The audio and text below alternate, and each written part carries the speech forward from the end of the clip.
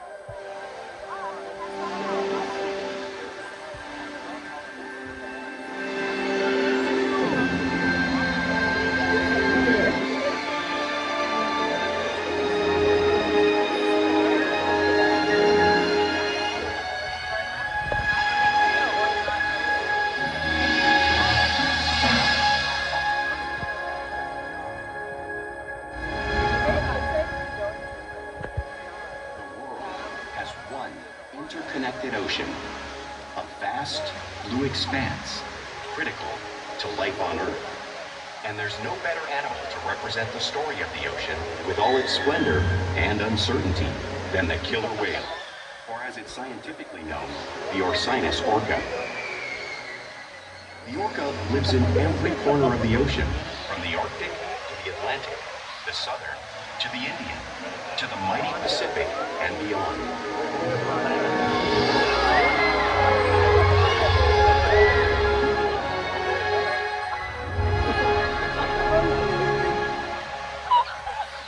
This whale story is the ocean's story, and it is one we all share.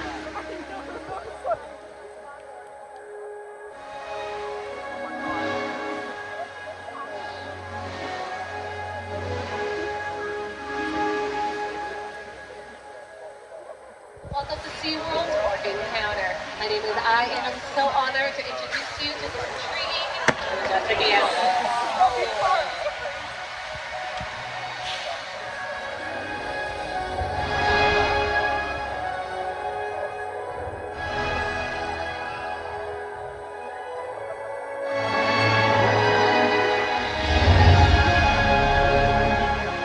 There's nothing like seeing a killer whale up close and learning about them and their natural behaviors. We hope that this Orca Encounter helps give you a better understanding of this magnificent creature and all that comes at.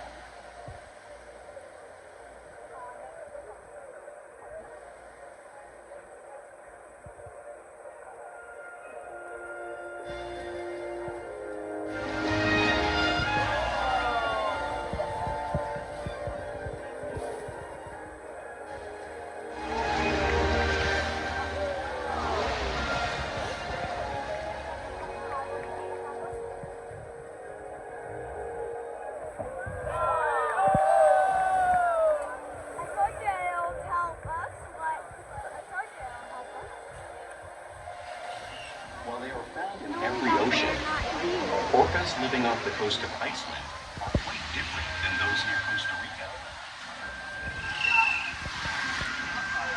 In fact, there are at least 10 types, or ecotypes, of killer whales. An ecotype describes the differences between killer whale size, physical form, prey, social structure, and habitat. As you can see, the differences are subtle, but noticeable when compared side by side. Orcas are adapted perfectly to their environments. And even the whale's black and white coloration has a purpose. It camouflages the outline of their bodies in the water, making it easier for them to surprise and catch their prey.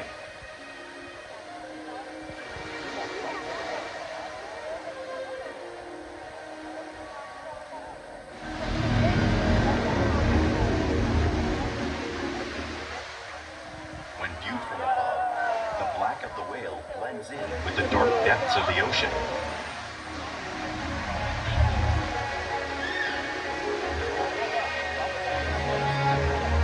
When viewed from below, the orca's white bellies match the brighter surface of the water, blending with the light above, giving them the perfect camouflage.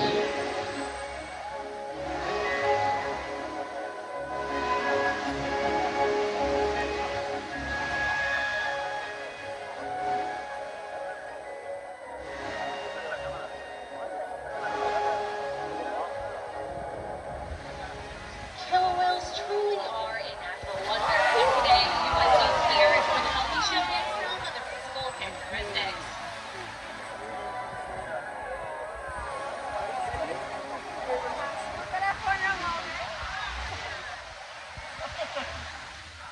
Their blowhole is perfectly designed for getting good breath of air at the surface of the water. Even the location of the eyes works to their advantage. It looks like their eyes are in this white patch, but that's a visual distraction. Their eyes are actually in the black area in front of the white patch, camouflage for thrashing prey. The fin on top of the whale's body is called the dorsal fin, which helps stabilize the orcas when they are swimming and regulates body temperature. Because there are no bone and muscle structures in it, you may see them curve. The flippers on either side of the orca's body are called pectoral flippers, which are mainly used for steering and stopping. Each pectoral flipper has 5 bony digits inside of them, just like our human hand.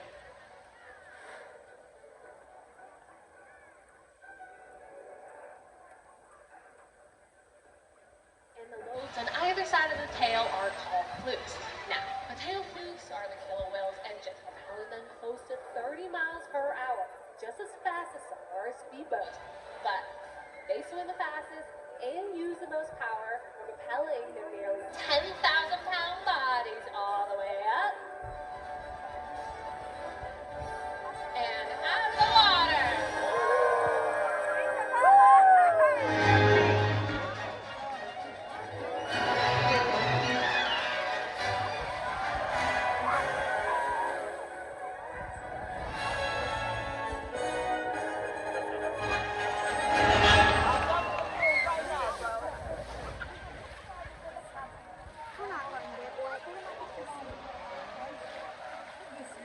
Killer whales are highly social animals with a well-defined social structure. An orcapod is always led by a female. Though just half the size of her male counterpart, she is in charge. It's all about attitude, not size. Because they live and work as a group, orcas need to communicate with sounds and body language.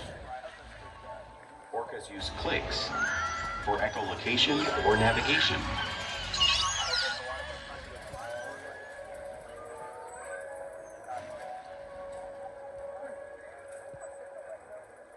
Whistles to socialize in the pod. And calls for group coordination and hunting.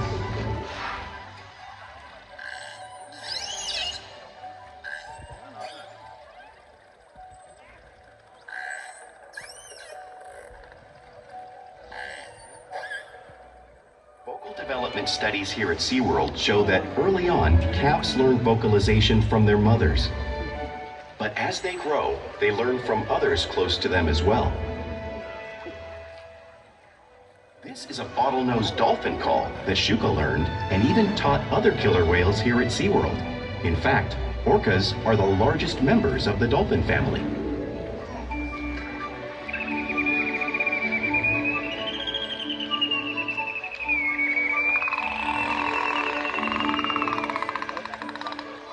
Whales here and in the wild use vocalization to communicate all the time. Like all animals, killer whales use body language as form of communication. A pectoral slap is used to show dominance or to get noticed. For example, a mother may use a pectoral slap to get her calf's attention.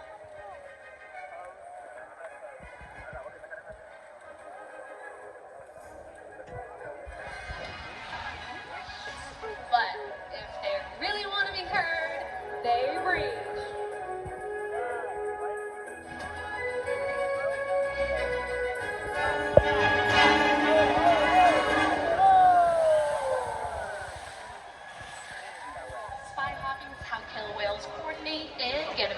their surroundings when they hunt.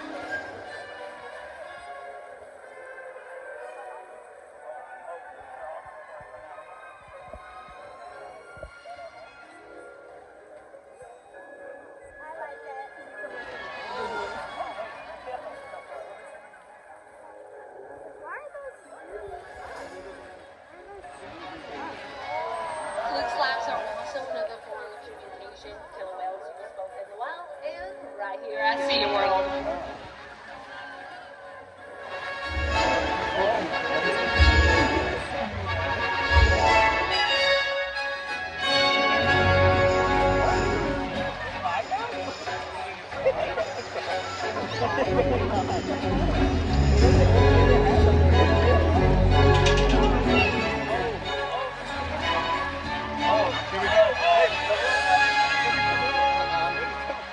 Orcas are excellent communicators.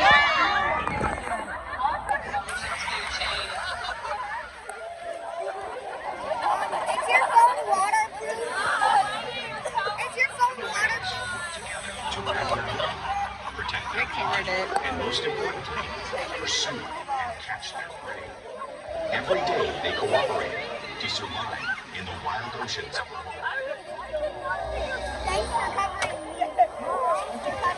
Are as varied as the whales themselves. Norwegian killer whales will soon come together. The whales use sounds to coordinate with each other and to disorient the herring.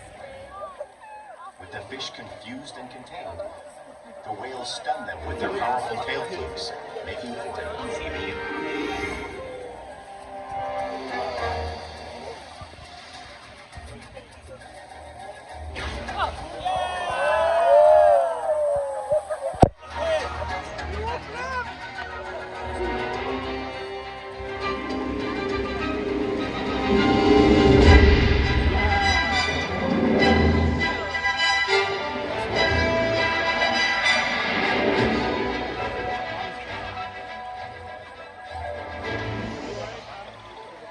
Whales in the southern hemisphere will catch sea lions by pulling them right off the beach. You can see Kalia show you that same behavior and movement right here in the slide out.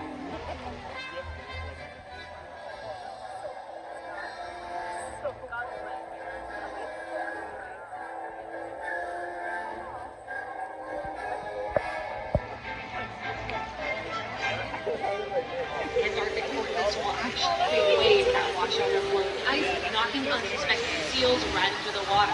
We just saw Makani show you that same wave-making technique, demonstrating one of the many complex and impressive hunting abilities killer whales have developed around the world.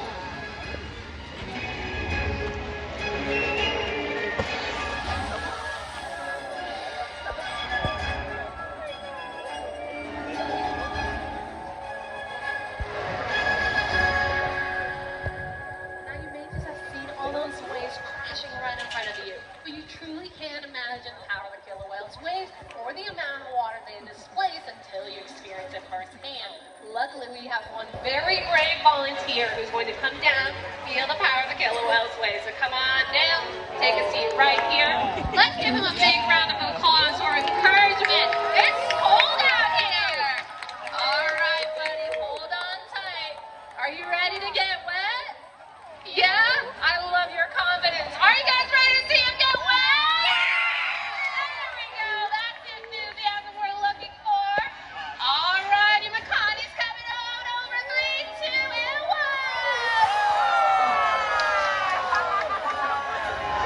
Like I said, we got some extra volunteers as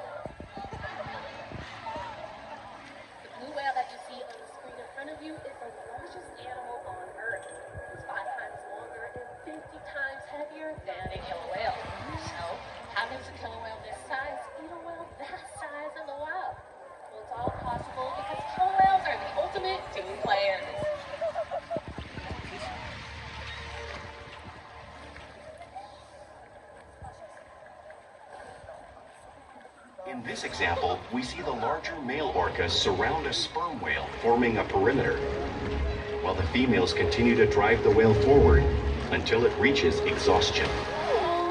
The calves then move in to join the adults in the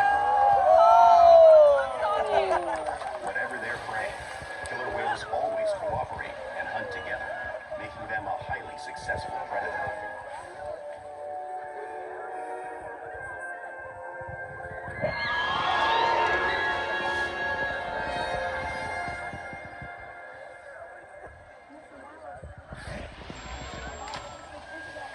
Play is an important part of everyday life for a killer whale. It's how they teach their young whales to hunt and practice their skills as they grow. Orcas spend a lot of time interacting and showing their playful side, both in the wild and right here at SeaWorld.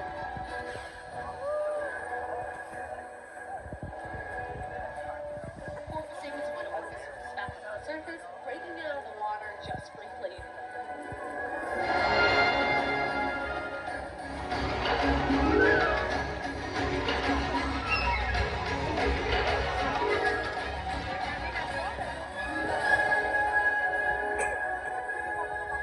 You'll see them do this when catching a rat in the wake of a boat or when surfing in a wave.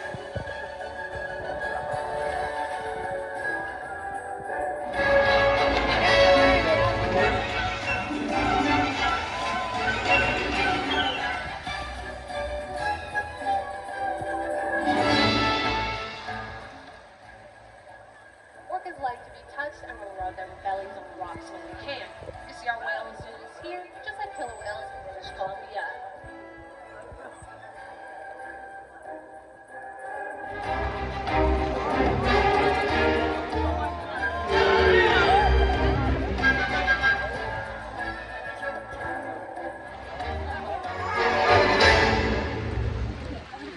You'll also see whales imitate each other in the wild. You see it here at SeaWorld all the time. The whales are constantly mimicking and learning from each other.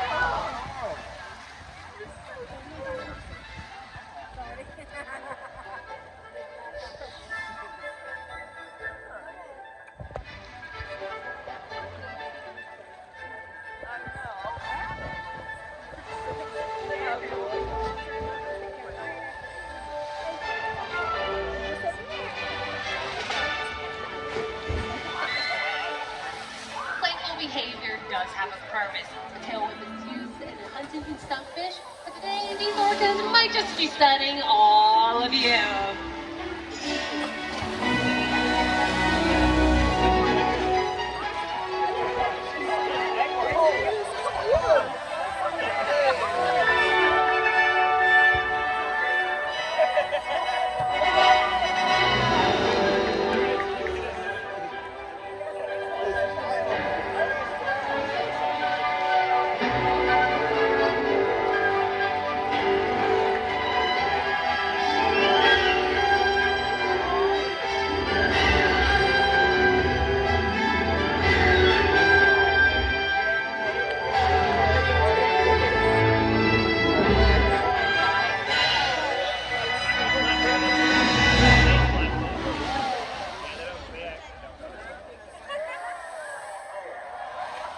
We interact with whales all day, every day.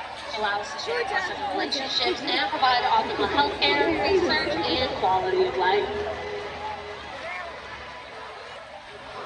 The whales here take an active role in health and well-being. For example, we can ask them to roll over and present us with the tail, which is helpful whenever you need to get a blood sample from their fluid vein in order to ensure that they're healthy.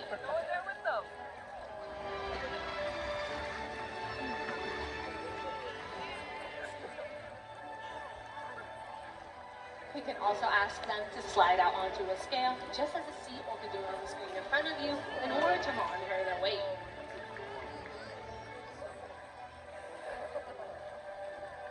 We can even ask for a breast sample from their blowhole, all because of the relationships that we have built day after day right here at SeaWorld.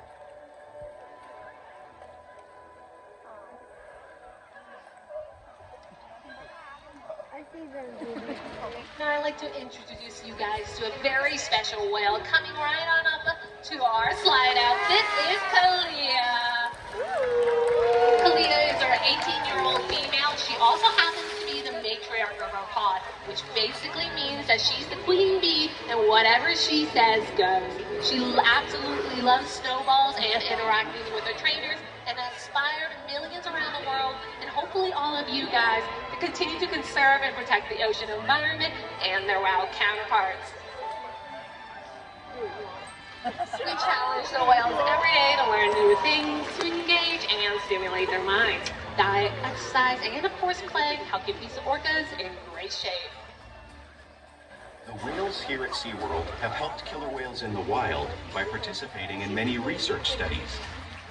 One ongoing study monitors the whale's heart rate and breathing to understand how marine noise pollution from ship engines and other sources affect wild populations.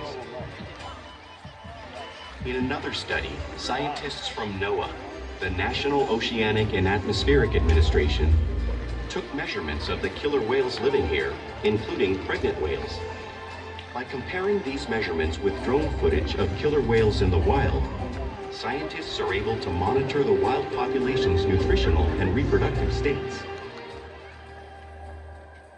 Other research has been done here at SeaWorld on the mother whale's milk composition.